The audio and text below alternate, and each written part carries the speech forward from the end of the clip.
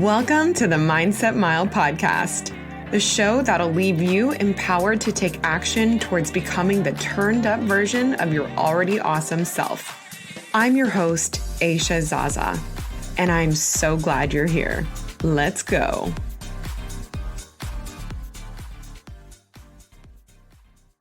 Hey friend, you've heard me talk a lot about affirmations on the podcast and how much power our words and thoughts have over how we operate. For as simple as saying daily affirmations is, I know it can feel like you're not sure what to say, or you keep wanting to start the habit, but you haven't gotten to it yet.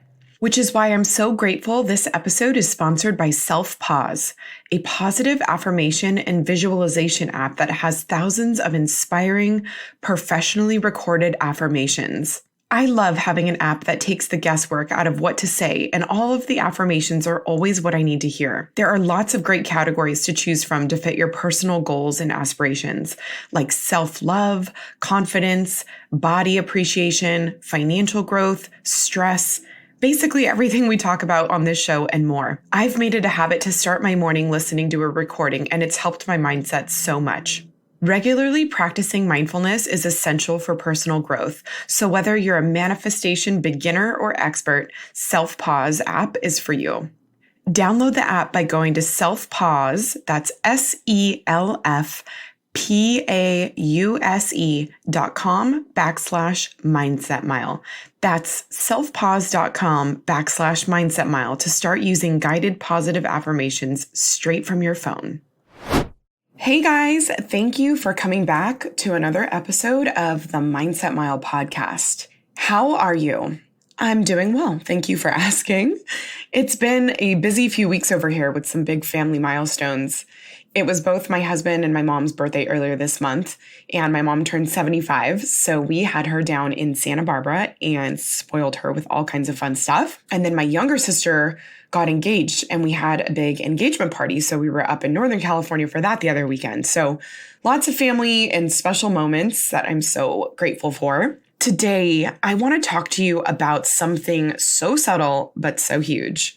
Now that I just said that out loud, I'm not sure if any other episode really differs, but I remember hearing someone teach on this for the first time, and my mind was just blown at how much I was not doing this thing. And that is to think like who you want to become. What do I mean by this? Most people go through life seeing themselves as they are and seeing their life as it is. And maybe there's a slight fluctuation for the better, but for the most part, people go through life settling for my least favorite 4-letter F word, fine. And sometimes it's not even as good as fine. Now, I'm not judging what the difference between fine, great, or less than great is for you. I only do that with my own life. Only you know the areas of your life where you can feel a tug to become or do more. But it's going to require something that's probably very different than what you are doing currently. And that is to think like your future self who is already making more money, who is more fit, who is in the role you currently want, who is happy in a thriving relationship. Very often what keeps us from leveling up in our lives is by thinking of things the way that they are now. We make decisions based on how things are now. And here's what I mean by that. Let's say you started a side business within the last 6 to 12 months, and it hasn't grown in the way that you thought it would. Sometimes this makes us scale back our efforts and enthusiasm.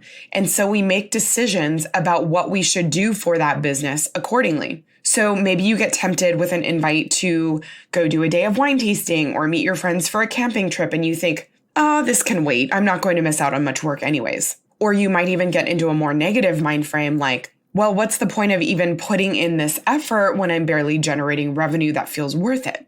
Would the person who is making a 6-figure income from their business respond that way? Would they think that way?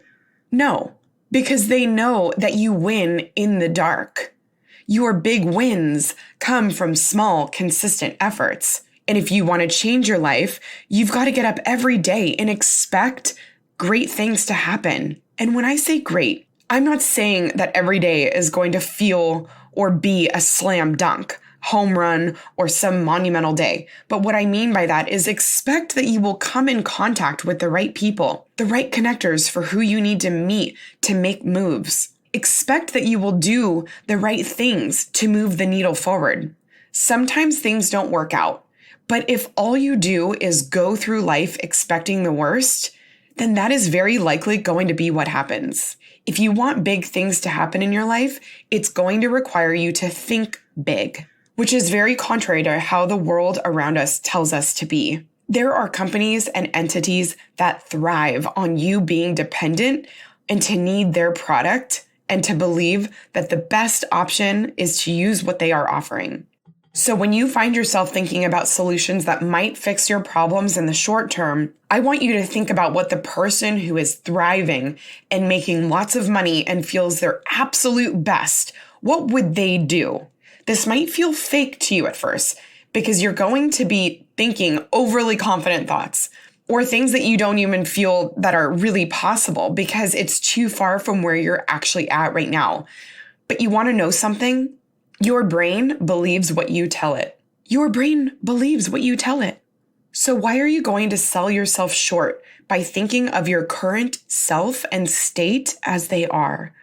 What do you have to lose to think about things in terms of what they will become? Start to see and expect great things to happen in your life.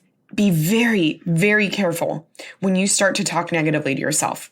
Do you think the CEO of a multi-million-dollar company or Beyonce or Warren Buffett or Oprah walk around thinking to themselves, God, I'm just so stupid, or I can never do anything right. Nobody wants what I have to offer. That is going to be heck to the no for 1,000, Alex. And you know what? They probably never thought those things even before they became household names because it takes next level thinking to become next level. So next time you're feeling kind of down about where you are in your business or your weight loss or your health journey or in your financial journey, I need you to channel your future self mind, the one who already is where you want to be. Evoke that feeling. Evoke the know-how that person knows is what will get you there. Not your current brain, future you brain. Capiche? All right, guys, I hope this was helpful. Be sure to send this to someone who needs a kick in the pants, whose potential is so bright, you need shades to watch, but they don't see it because they are also thinking with their current brain and not their future brain. I will see you next week, and until then, make it a great day.